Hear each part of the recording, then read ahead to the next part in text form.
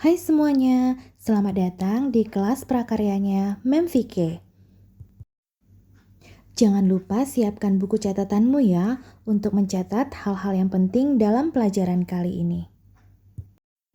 Nah, hari ini kita akan belajar materi di bab 1 yaitu tentang kerajinan bahan keras. Namun, sebelum kita mempelajari materinya, kalian harus tahu dulu ya tujuan dari pembelajaran kita kali ini. Nah, setelah mengikuti kelas ini, kalian diharapkan untuk bisa menjelaskan definisi dari kerajinan bahan keras alam dan buatan, menjelaskan prinsip kerajinan bahan keras alam dan buatan, dan menjelaskan jenis dan karakteristik kerajinan bahan keras alam dan buatan. Mari kita mulai dari definisinya. Kerajinan bahan keras adalah produk yang menggunakan bahan dasar yang bersifat keras. Ada 3 prinsip kerajinan bahan keras.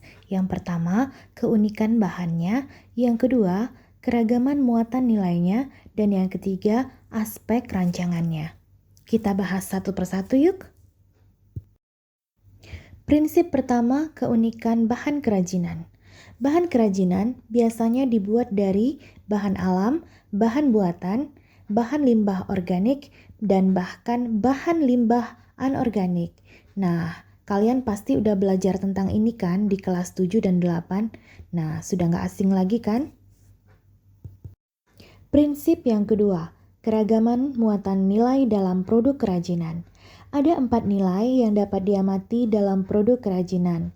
Nilai tersebut muncul dari gagasan atau ide manusia itu sendiri, antara lain nilai fungsional, nilai informatif, nilai simbolik, dan nilai prestis. Nah, nilai fungsional adalah produk dengan nilai yang biasanya lebih mengutamakan fungsi dan kebergunaan daripada dekorasinya.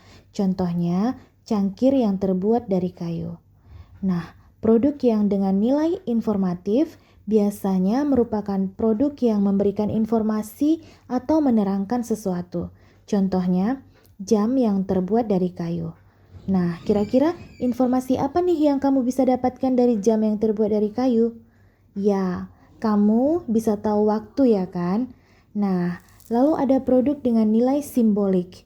Biasanya, produk ini adalah sesuatu yang memuat makna tertentu yang bersumber dari adat istiadat atau agama atau sistem sosial. Nah, contohnya adalah patung Buddha. Yang terakhir, nilai prestis adalah merupakan sebuah kehormatan atau wibawa yang dimiliki seseorang yang pada akhirnya membuat suatu benda atau kerajinan menjadi berbeda atau istimewa. Contohnya tas kulit. Kita lanjut ke prinsip ketiga, yaitu aspek rancangannya.